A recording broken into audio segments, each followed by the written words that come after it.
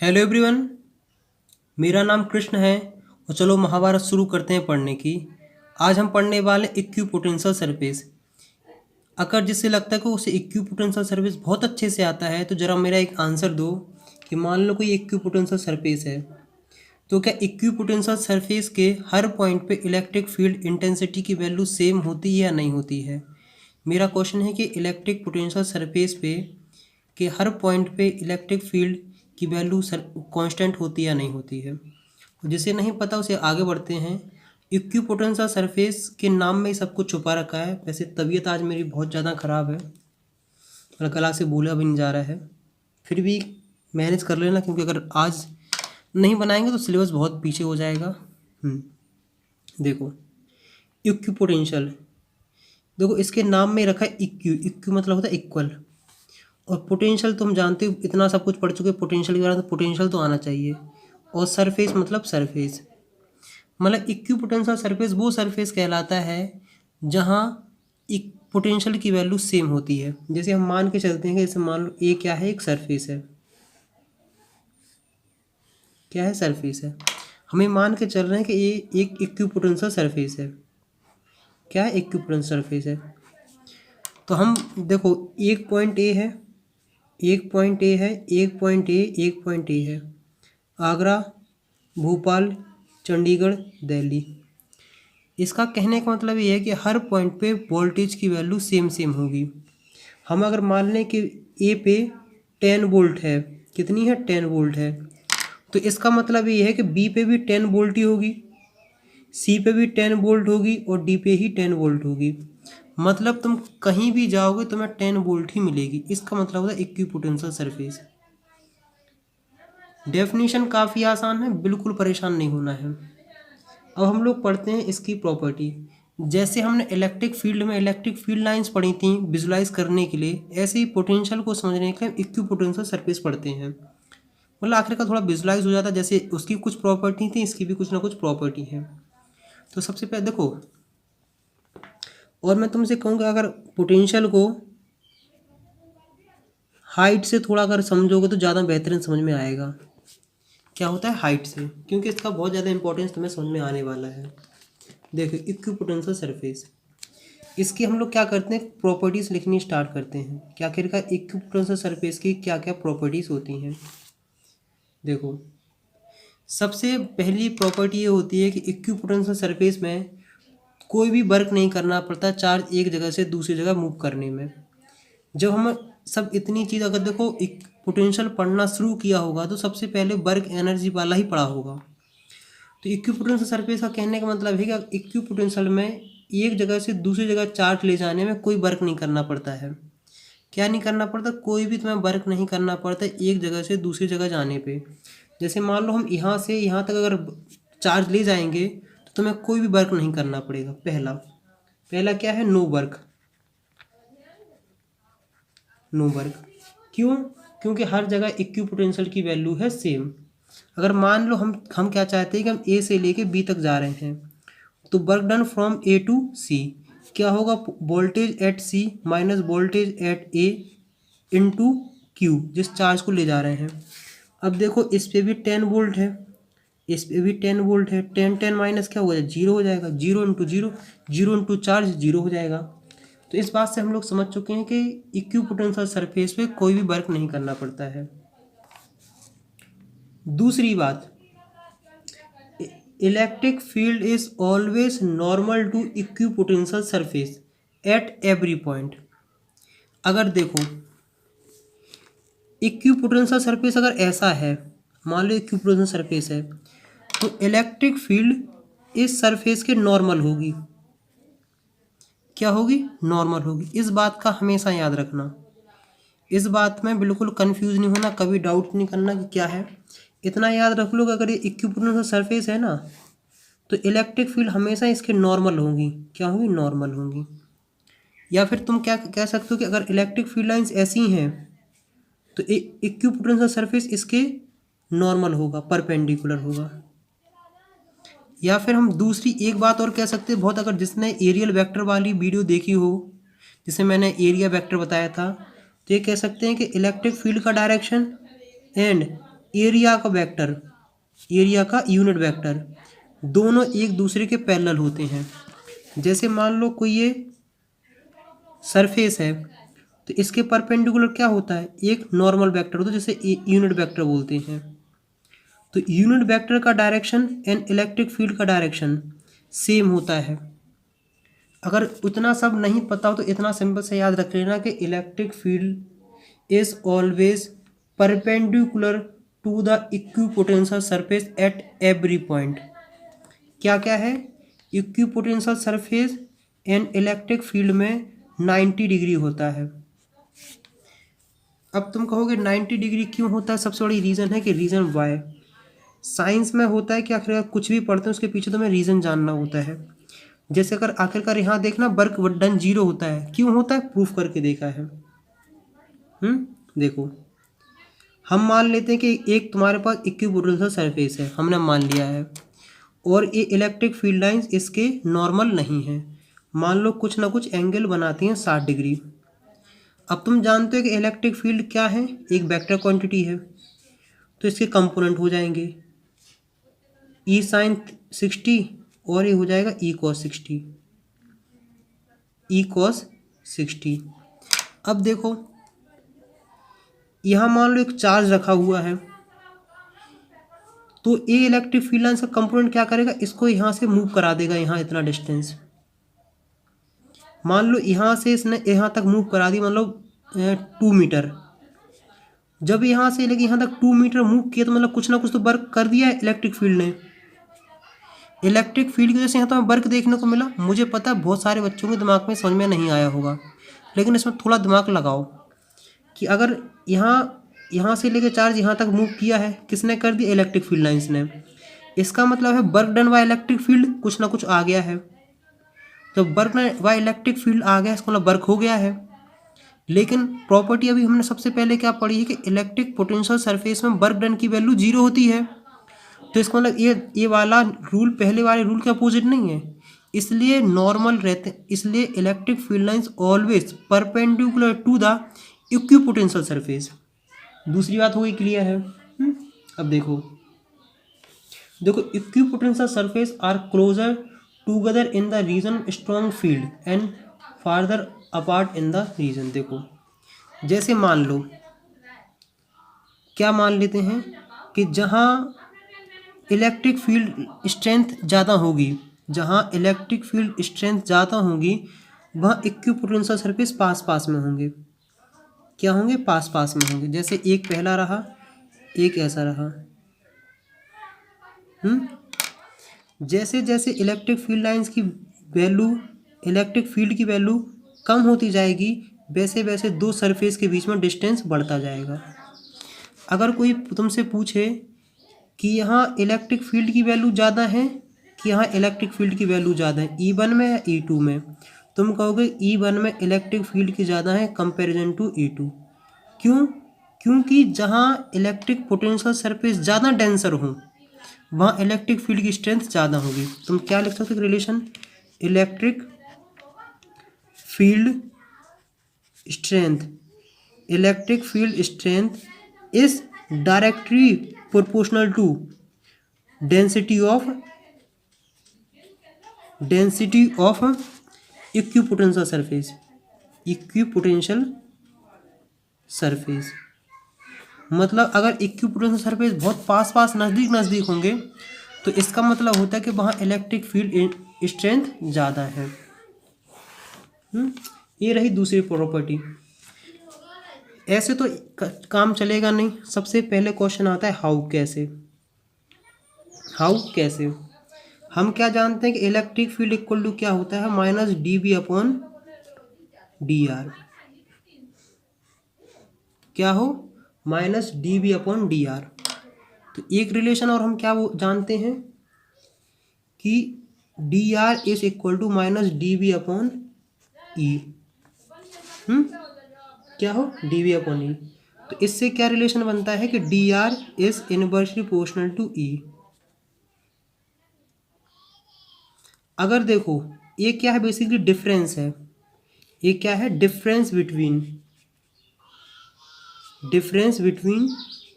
To equipotential surface. क्या है difference between two equipotential surface? अगर इसकी वैल्यू ज़्यादा है, इसका मतलब ई की वैल्यू कम है, और अगर अगर डी आर की वैल्यू कम है तो इसका मतलब इलेक्ट्रिक फील्ड की स्ट्रेंथ ज़्यादा है, क्योंकि इन्वर्सली रिलेशन है। इस बात से क्या हो जाता है प्रूफ कि equipotential surface are closer together in the region of strong field, and अगर अगर इलेक्ट्रिक फील्ड स्ट्रेंथ ज़्यादा है तो इक्विपोटेंशियल सरफेस पास पास होंगे।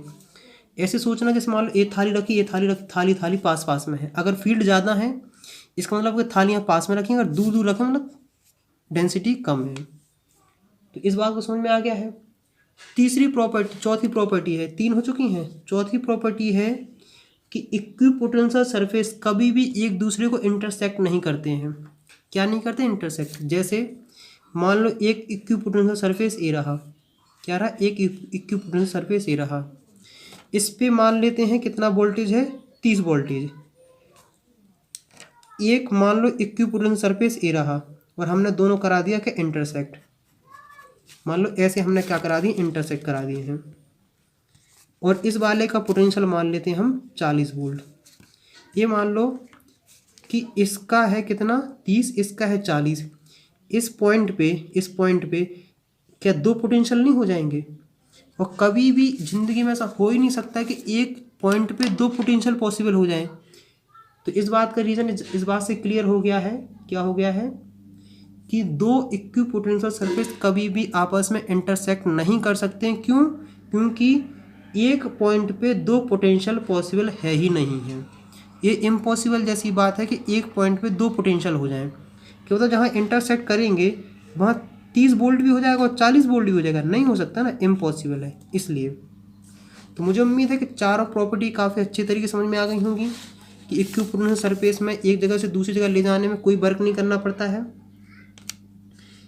Electric field and equipotential surface एक दूसरे के परपेंडिकुलर होते हैं।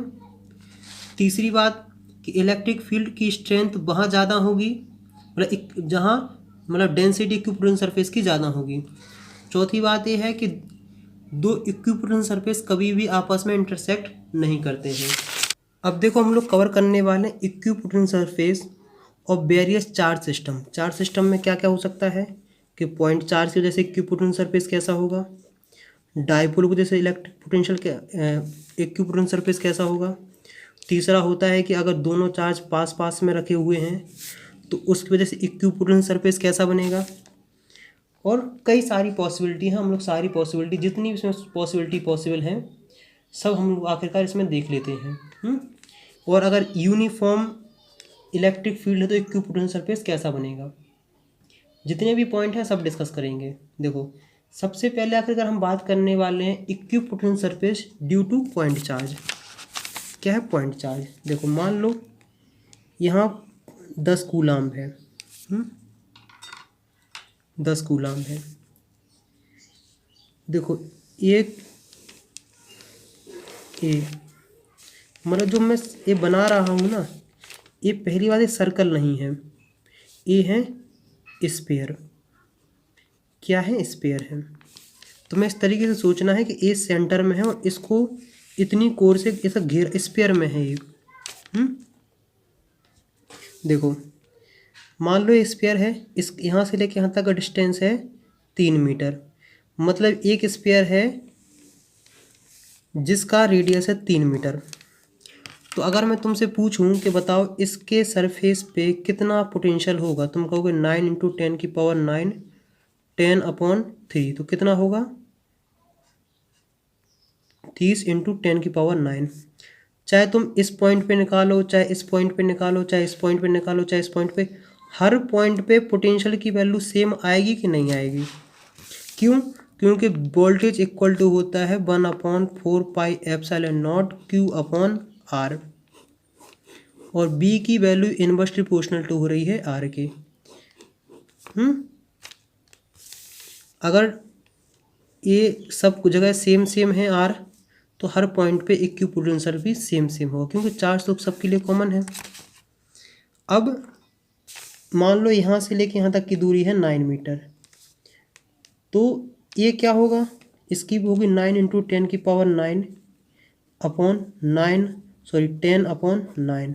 तो यहाँ तो मैं क्या देखने को मिलेगा, यहाँ देखने को मिलेगा 10 इंटू 10⁹ इस बात को समझो। मान लो जो जो ये दूसरा इक्विपोटेंशियल सरफेस है, ये क्या है, दूसरा इक्विपोटेंशियल सरफेस है। ये वो स्फीयर है, ये समझो कि ये वो स्फीयर का ऊपर वाला है जहाँ पे 10 वोल्ट है। वैसे ये भी एक इक्विपोटेंशियल सरफेस है, ये भी इक्विपोटेंशियल सरफेस है, ये भी इक्विपोटेंशियल सरफेस है, ये भी इक्विपोटेंशियल सरफेस है। और इलेक्ट्रिक फील्ड लाइंस जा रही हैं ऐसे, मतलब इनमें ये 90 डिग्री ही बन रहा है। इलेक्ट्रिक फील्ड लाइंस जा रही हैं, इलेक्ट्रिक फील्ड लाइंस जा रही हैं। क्या है, इक्विपोटेंशियल सरफेस। देखो, तो हमने क्या बोला है, देखो ये जो इक्विपोटेंशियल सरफेस है वहाँ 30 वोल्ट है, ये वाला है यहाँ 10 वोल्ट है, ये इक्विपोटेंशियल सरफेस है। मतलब है ये है कि तुम चार्ज यहाँ से लेके यहाँ तक ले जाओ, कहीं भी ले जाओगे ना, तुम्हें कुछ भी वर्क नहीं करना पड़ेगा। तुम चार्ज यहाँ से कहीं भी ले जाओ, तुम्हें कोई वर्क नहीं करना पड़ेगा। तुम चार्ज इस पे यहाँ से कहीं से भी कहीं भी ले जाओ ना, इक्विपोटेंशियल सरफेस पे तुम एक जगह से दूसरी का चार्ज कहीं भी ले जाओ, तुम्हें कोई वर्क नहीं करना पड़ेगा। लेकिन अगर तुम चाहते हो कि तुम इस जगह से चार्ज इस जगह ले जाना पहुँचाना चाहते हो, तो तुम्हें वर्क करना पड़ेगा। क्यों, ये दूसरा इक्विपोटेंशियल सरफेस है, ये दूसरा इक्विपोटेंशियल सरफेस है, ये दोनों इक्विपोटेंशियल सरफेस अलग अलग है, इस बात का भी ध्यान रखना। लेकिन इस पूरे सरफेस से तुम कहीं भी ले जाओगे चार्ज, तुम्हें कोई वर्क नहीं करना पड़ेगा। लेकिन एक सरफेस से दूसरे सरफेस जाने पे तुम्हें वर्क करना पड़ेगा, इस बात को थोड़ा ध्यान रखना। अब देखो, अब दूसरा है डाइपोल की वजह से। डाइपोल मतलब क्या होता है, डाइपोल मतलब ऐसा अरेंजमेंट जो प्लस और नेगेटिव का हो। क्या हो, प्लस और नेगेटिव का। तो ये पॉजिटिव रहा, ये नेगेटिव रहा। और हम तो जानते हैं इक्विपोटेंशियल सरफेस वो जगह होती है जहाँ पोटेंशियल होता है सेम। तो कुछ इसका बनता है कुछ इस तरीके से, अगर इसको बुक्स में देखोगे तो ज़्यादा समझ में आएगा। कुछ इस तरीके के बनते हैं। और अगर तुमने डाइपोल पढ़ा होगा तो एक चीज़ तुमने जानी होगी, क्या जानी होगी, वो जानी होगी इक्वेटोरियल लाइन। ये जो इक्वेटोरियल लाइन होती है ना, इसके जो ऐसा सरफेस बनता है, ऐसा वाला ऐसा सरफेस बनता है, ये इक्विपोटेंशियल सरफेस भी होता है। मतलब हम क्या कह सकते हैं, जो इक्वेटोरियल लाइन से जो सरफेस पास होता है, देखो मुझे पता है कि थोड़ा स्पीड बढ़ रही है और समझ में भी बच्चों को कम आ रहा होगा, लेकिन दिमाग लगाना पड़ेगा। दिमाग ऐसे लगाना पड़ेगा जैसे मान लो ये चार्ज है, ये नेगेटिव चार्ज है, यहाँ पॉजिटिव चार्ज है। ये जो हथेली है, ये देखो हथेली है, ये हथेली है, ये क्या है, ये सरफेस है। कौन सा सरफेस है, इक्विपोटेंशियल सरफेस। इस बात का याद रखना। जैसे ये सब भी है सरफेस, लेकिन इसका बहुत ज़्यादा इम्पोर्टेंस होता है। इस पे क्वेश्चन ये होते हैं कि चार्ज हम यहाँ से यहाँ मूव कर रहे हैं, बताओ कितना वर्क करना पड़ेगा। CBSE में मतलब कंपटीशन एग्जाम में कई बार ऐसा है घुमाने के लिए कि हम चार्ज ऐसे ले जा रहे हैं, तो बताओ कितना वर्क करना पड़ेगा। बच्चे परेशान हो जाते हैं। कंजर्वेटिव फील्ड में वर्क की वैल्यू इनिशियल और फाइनल पॉइंट पे डिपेंड करती है। अब कई बार क्वेश्चन ऐसा भी आ सकता है कि सेम चार्ज की वजह से इक्विपोटेंशियल सरफेस कैसा बनेगा। सेम चार्ज, देखो जैसे मान लो ये भी पॉजिटिव है, ये भी पॉजिटिव है, तो इतना तो जान लो, कितना जान लो, जो इक्वेटोरियल लाइन होगी ना, इक्वेटोरियल लाइन, यहाँ तो ये इक्वेटोरियल जो लाइन बनती है ना दो चार्ज के बीच में, वहाँ तो इक्विपोटेंशियल सरफेस बनता ही है। और फिर कुछ इस तरीके से भी बनता है। इसको अगर किताबों में देखोगे, जो डॉट डॉट लाइन से किताबों में देखने को मिलता है, वहाँ ज़्यादा तरीके से समझ में आएगा। लेकिन इतना याद रखना कि इक्विपोटेंशियल सरफेस ये होती है ना इक्वेटोरियल लाइन, यहाँ तो इक्विपोटेंशियल सरफेस होता ही है। इसका मतलब होता है कि अगर तुम चार्ज यहाँ से लेके यहाँ तक मूव कराओगे ना, तुम्हें कोई भी वर्क नहीं करना पड़ेगा, क्योंकि इस पूरे सरफेस पे वोल्टेज की वैल्यू सेम होती है। अब जो आखिरी इम्पोर्टेंट ये है कि equipotential surface for uniform electric field, मतलब कि मान लो यूनिफॉर्म इलेक्ट्रिक फील्ड ऐसी हैं। Uniform electric field, uniform electric field का मतलब ये है, मान लो इसकी यूनिफॉर्म इलेक्ट्रिक फील्ड की वैल्यू मान लो 10 न्यूटन पर कूलम। इस 10 न्यूटन पर कूलम का पता मतलब क्या है कि इस पॉइंट पे भी 10 न्यूटन पर कूलम है, इस पे भी है, यहाँ भी है, यहाँ भी है, यहाँ भी है, यहाँ, मतलब पूरे जहाँ भी तुम पॉइंट रखोगे ना, सब जगह यूनिफॉर्म इलेक्ट्रिक फील्ड है। क्या है? यूनिफॉर्म इलेक्ट्रिक फील्ड है। तो इक्विपोटेंशियल सरफेस कैसे बनेगा? क्या ये पूरा सरफेस इक्विपोटेंशियल सरफेस कहलाएगा? नहीं। एक चीज़ याद रखना, इक्विपोटेंशियल सरफेस हमेशा परपेंडिकुलर होता है किसके? इलेक्ट्रिक फील्ड लाइंस के। अगर इलेक्ट्रिक फील्ड लाइंस ऐसे जा रही हैं तो सरफेस बनेगा कुछ ऐसे। ये सरफेस और ई में 90 डिग्री होना चाहिए। कितना होना चाहिए? 90 डिग्री। इस बात का हमेशा याद रखना। एक इक्विपोटेंशियल सरफेस ऐसा बनेगा, एक ऐसा बन जाएगा, एक और ऐसा बनता जाएगा। अब देखो, अब गेम यहाँ से शुरू होता है। क्या होता है? गेम शुरू होता है यहाँ से। ये मान लो ए पॉइंट है, ये बी पॉइंट है और ये सी पॉइंट है। क्या है? ये सी पॉइंट है। अगर मैं तुमसे एक क्वेश्चन पूछूं कि बताओ बेटा, अगर ए से हम बी तक हम क्या करते हैं, हम अगर बी से सी ए पे चार्ज लाना चाहते हैं, क्या बी से ए पे चार्ज लाना चाहते हैं, तो क्या बताओ, हमें कुछ वर्क करना पड़ेगा या नहीं करना पड़ेगा? देखो, इतना समझ रहे हो कि नहीं कि एक इक्विपोटेंशियल ए है, ये दूसरा है और ये तीसरा है। इसका कहने का मतलब ये है कि इस जगह, इस हर जगह पोटेंशियल की वैल्यू सेम है। क्या है? हर जगह पोटेंशियल की वैल्यू सेम है। जो ए सरफेस है, यहाँ भी पोटेंशियल की वैल्यू सेम है, यहाँ भी सेम है। अब मैं तुमसे एक क्वेश्चन कर रहा हूँ कि बताओ बेटा, बी से ए तक अगर हम चार्ज ले, मतलब बी से ए तक अगर हम इलेक्ट्रॉन लेके जाएंगे, या फिर मान लो हम 10 कूलम, 5 कूलम हम बी से ए तक ले जाना चाहते हैं, तो क्या हमें वर्क करना पड़ेगा या नहीं करना पड़ेगा? दिमाग लगाओ। बहुत सारे बच्चे कहेंगे कि वर्क की वैल्यू होगी 0।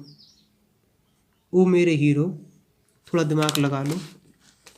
मान लो यहाँ B3 है, यहाँ B2 है, यहाँ B1 है, ऐसी ये B1 है। ऐसा आंसर पता कब होगा? Work from B to A equal to 0 पता कब होगा? जब B2 इक्वल टू B1 होगा। क्या होगा? B2 equal to B1। अगर मैं तुम्हें बहुत सिंपल सा ये सब भूल जाओ, क्या है? ये सब भूल जाओ, और मैं कहूँ कि ये मान लो ये इलेक्ट्रिक फील्ड लाइंस ऐसी हैं, और तुम चार्ज यहाँ से यहाँ तक ले जाना चाहते हो, पॉजिटिव चार्ज, क्या तुम्हें वर्क नहीं करना पड़ेगा? तुम कहोगे वर्क करना पड़ेगा, वर्क करना पड़ेगा। तो इस बात से सिद्ध होता है कि B1 की वैल्यू अलग है एंड B2 की वैल्यू अलग है एंड B3 की वैल्यू अलग है। ये तीनों वैल्यू डिफरेंट हैं, ना कि सेम है। इस बात का हमेशा याद रखना। क्या रखना? इस बात का हमेशा याद रखना कि B1 is not equal to B2 and not equal to B3। लेकिन इन दोनों के बीच में जो डिस्टेंस है, ये वाला x, ये डिस्टेंस बराबर है। क्यों है बराबर? क्योंकि आखिरकार हमने क्या देखा कि इक्वल टू माइनस dV/dr। देखो, आखिरकार हम और भी चीज़ देखते हैं कि हमने क्या देखा कि dV इक्वल टू क्या होता है? E.dr। देखो, वोल्टेज की वैल्यू दो चीज़ों पर डिपेंड कर रही है। कितने पे कर रही? 2 पे। देखो, हमने इतना तो जानते हैं, क्या जानते हैं कि E की वैल्यू तो कांस्टेंट है, ई की वैल्यू तो कांस्टेंट है, लेकिन इसमें डिफरेंस है ना, यहाँ अलग अलग डिफरेंस है। और हम एक प्रॉपर्टी और जानते हैं, क्या जानते हैं कि इलेक्ट्रिक फील्ड लाइंस की डायरेक्शन में, अगर इलेक्ट्रिक फील्ड लाइंस की डायरेक्शन में पोटेंशियल की वैल्यू घटती है, या फिर हम ये बोल सकते हैं कि जिस डायरेक्शन में पोटेंशियल की वैल्यू घटे वो डायरेक्शन इलेक्ट्रिक फील्ड का होता है। तो क्वेश्चन ये हो सकता है कि बताओ B1 बड़ा है कि B2 बड़ा है कि B3 बड़ा है। तो हम कहेंगे कि B1 की वैल्यू B2 से ज़्यादा है और B2 की वैल्यू B3 से ज़्यादा है। मुझे पता है कि इस वाले में बहुत सारे डाउट्स आ रहे होंगे और कई लोगों को दिमाग से जंप भी कर रहे होंगे, और कई लोग तो कहेंगे ना जाने क्या पढ़ा रहे हैं। इस बात को समझो बहुत समराइज वे में। देखो, मेरा सिंपल सा कहने का मतलब ये है कि अगर तुम B से A तक चार्ज ले जाओगे, B से A तक चार्ज ले जाओगे, तुम्हें वर्क करना पड़ेगा, तुम्हें वर्क करना पड़ेगा। अब कोई कहेगा क्यों वर्क करना पड़ेगा? क्योंकि B2 की वैल्यू B1 के बराबर नहीं है। बस सिंपल सा आंसर है। वर्क की वैल्यू 0 नहीं, वर्क की वैल्यू नॉट इक्वल टू 0 होगी। इतनी बात क्लियर है? इतना ही बताना था कि लेकिन अगर तुम चार्ज यहाँ से यहाँ तक ले जाना चाहते हो तो तुम्हें कोई वर्क नहीं करना पड़ेगा। लेकिन अगर तुम चार्ज यहाँ से यहाँ ले जाना चाहते हो, एक सरफेस से दूसरे सरफेस पे जाते हो, तुम्हें वर्क करना पड़ेगा। लेकिन अगर एक ही सरफेस में तुम पूरी जगह घूमते रहते हो तो तुम्हें कोई वर्क नहीं करना पड़ेगा। सीधा सिंपल सा आंसर ये रहा है। इस वाली वीडियो को जितना जो पार्ट है इसको कई बार देखना, तब जाके बहुत सारी बात क्लियर होगी। क्या होगी? तब जाके बहुत सारी बातें क्लियर होंगी। और जो मैंने क्वेश्चन पूछा था, क्या ये बताओ कि इक्विपोटेंशियल सरफेस के, जैसे मान लो ये इक्विपोटेंशियल सरफेस है, तो क्या इक्विपोटेंशियल सरफेस के हर पॉइंट पे इलेक्ट्रिक फील्ड की वैल्यू सेम होती या नहीं होती है? ये तुम्हारा होमवर्क है।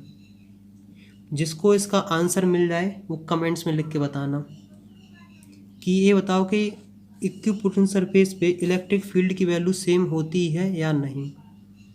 अगर थोड़ा स्पीड से लगा हो, थोड़ा समझ में नहीं है, तो मैंने पूरी कोशिश करी समझाने की। एक बार रिवाइज कर लेना, बहुत अच्छे समझ में आ जाएगा। तो नेक्स्ट वीडियो मिलते हैं नेक्स्ट टॉपिक के साथ, तब तक बाय बाय।